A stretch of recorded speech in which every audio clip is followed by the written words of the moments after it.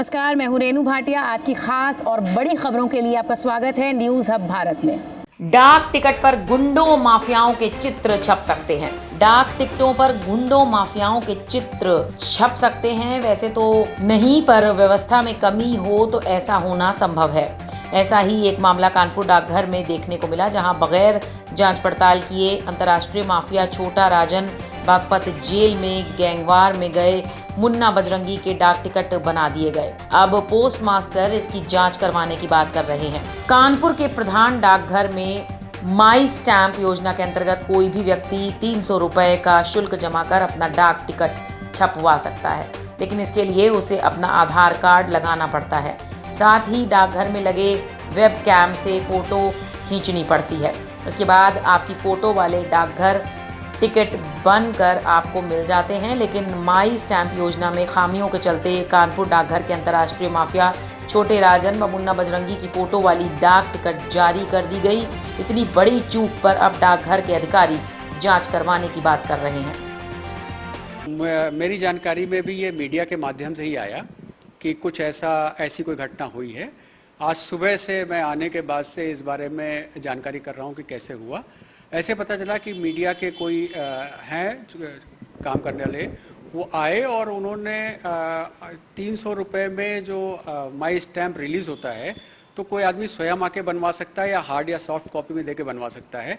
तो उन्होंने एक फॉर्म भरा है और उसको ये बताया कि हमारे परिचित हैं और हमारे डाक कर्मचारी ने उनके डाक टिकट हार्ड कॉपी या सॉफ्ट कॉपी से बना के उनको दे दिए। तो मैं ये देखना चाह रहा हूँ कि आखिर ये गलती कैसे हुई और क्यों हुई, और इस घटना की पुनरावृत्ति नहीं होनी चाहिए। हम लोग अभी इस पर काम कर रहे हैं। कोई भी आकर किसी का भी बनवा सकता है? आप अपना आईडी कार्ड दिखा करके किसी भी परिचित का बनवा सकते हैं। इस पे कोई रोक नहीं है। ये जिम्मेदारी जितनी बनवाने वाले की है, बनाने वाले की, दोनों की बराबर जिम्मेदारी है कि कोई ऐसी घटना ना होने पाए या कोई ऐसा डाक टिकट ना निकलने पाए जिससे कि लोगों की भावनाओं को ठेस पहुंचे या लोगों से या कोई ऐसी गलती हो जिससे कि समाज में गलत संदेश जाए। नहीं, ये चूंकि एक ही शीट बनती है 300 रुपये में, तो एक शीट में 12 टिकट होते हैं। तो शायद किसी ने ये निकाला है। शायद ये एक कमी है, हमारे जो कर्मचारी था उसकी पार्ट पे भी कमी है कि उसने ज़्यादा ध्यान नहीं दिया वो किसका टिकट बना रहा है, और उसके कहने के हिसाब से उसने कहा कि उन्होंने कहा कि हमारे परिचित यहाँ बना दें। शायद वो पहचानता नहीं होगा, लेकिन फिर भी उसको ज़्यादा ध्यान देने की ज़रूरत थी, उसने नहीं ध्यान दिया। उसके लिए हम जाँच करा रहे हैं। ये जो माई स्टैम्प योजना है क्या ये सर? माई स्टैम्प योजना ये है कि आप यदि स्टैम्प कलेक्शन को बढ़ावा देना चाहते हैं या किसी को कोई गिफ्ट देना चाहते हैं या अपना स्वयं का चाहते हैं, तो आप डाकघर आएँ, अपना एक कोई भी आईडी कार्ड जो गवर्नमेंट इशू करती है वो दिखाएं। आधार कार्ड हो, आपका पैन कार्ड हो, आपका वोटर आईडी कार्ड हो, या कोई भी कार्ड आप एक दिखा करके, और यहाँ से एक 300 रुपये में 12 स्टैम्प की एक शीट बनवा सकते हैं और किसी को आप गिफ्ट में दे सकते हैं। इसका बेसिक पर्पज़ यही है।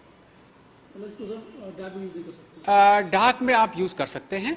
लोग जनरली ग्रीटिंग वगैरह जब भेजते हैं न्यू ईयर पे, तो शायद यूज़ करते हैं जिससे कि लोगों को लगे कि ये ग्रीटिंग किसके द्वारा भेजा गया है। लेकिन चूंकि ये बहुत महंगा पड़ता है, तो इसलिए डाक टिकट जो जारी होते हैं वो भारत सरकार द्वारा जारी किए जाते हैं, वो इस्तेमाल होते हैं। ये तो सिर्फ शौक के लिए लोग इस्तेमाल करते हैं। लेकिन सर चूक है ना कहीं? हाँ, जो चूक है उसका ध्यान रखा जाएगा। पोस्टमास्टर जनरल विनोद कुमार वर्मा ने इस प्रकरण की जांच बिठा दी है कि इतनी बड़ी चूक कैसे हुई। मुन्ना बजरंगी, प्रेम प्रकाश व छोटे राजन राजेंद्र एस के नाम से फॉर्म भरा था। इन दोनों की फोटो दी और अपना पहचान पत्र दिया। डाक कर्मी के पूछने पर अपना परिचय बताया, जिससे डाक कर्मी भी संतुष्ट हो गया और बिना छानबीन किए ही माफियाओं के डाक टिकट बनवा दिए। बड़ा सवाल ये कैसे हो गया। ऑस्कर वैलेंटाइन के साथ आसिफ अली खान की रिपोर्ट, न्यूज़ हब भारत।